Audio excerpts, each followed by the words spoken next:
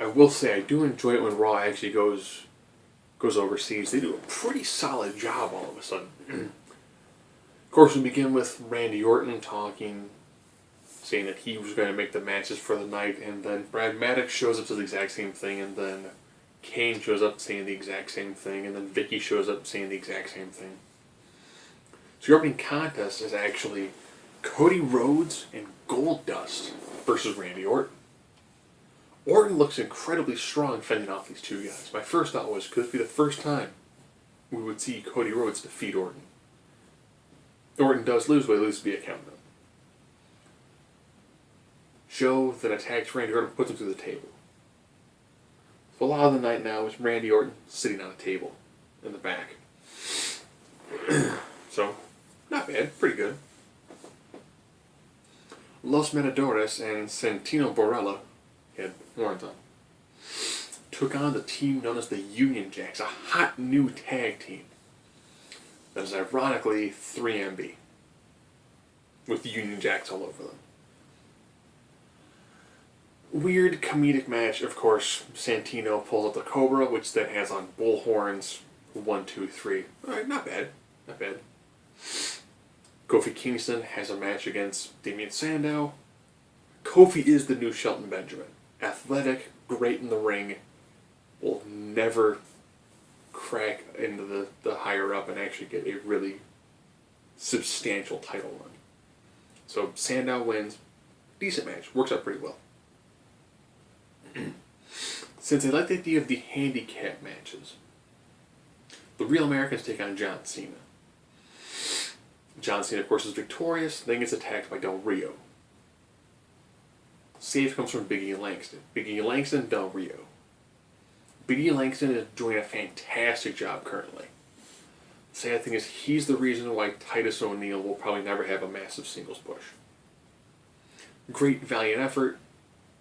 Big E comes up short, cross arm breaker.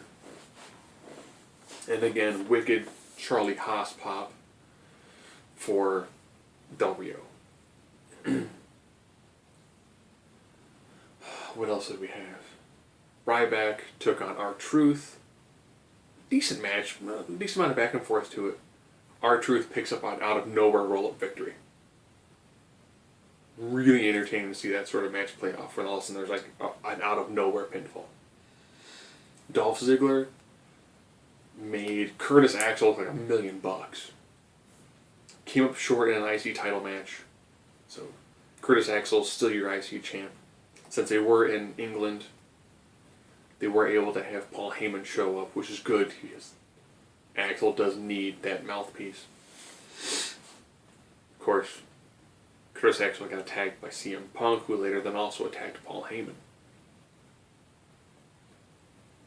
Which then, of course, leads into what ended up being your major main event. But we had another match.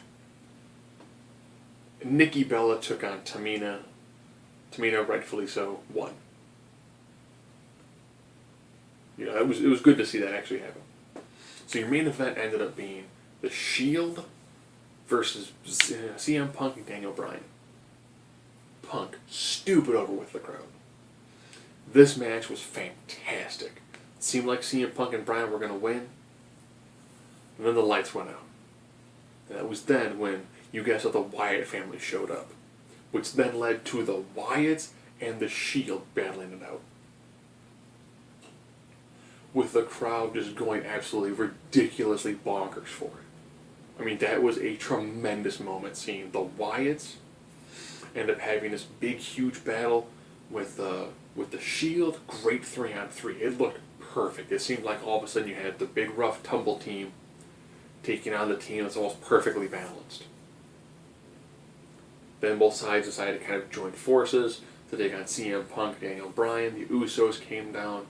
You know, nice overall clear the house sort of ending to the Raw. Oh, forgot one other match.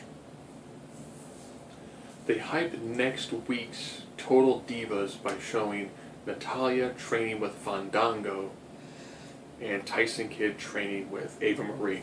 Let's be honest, Ava Marie needs all the training she can get.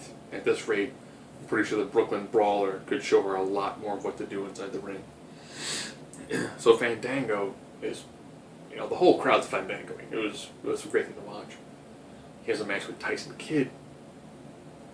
Kidd seemed to be a little bit too excited for this match. It just seemed really frenetic and just didn't hit those strides that Tyson Kidd can hit in front of a really solid match. And Tyson Kidd comes up short and gets pinned by Fandango. Not a bad match. It just seemed like Tyson Kidd really needs to either one, he and Italian need the exact same music because random music he came out to was just horrible. It's all in all pretty decent Raw. Nice setup for some of the different title feuds, with it pretty much being beatdowns every now and then. I will say there was an idea that someone threw out that I think is brilliant. Orton versus Show for the title is going to be kind of a bland match. Instead, you make it part of the Survivor Series match. And what you do is, on one group, you have Show, you have the Rhodes, and then you have like Dolph Ziggler and Big E Langston. On the other side, you've got the Shield, Orton, Curtis Axel, all the belts on the line. Winning team gets all the titles.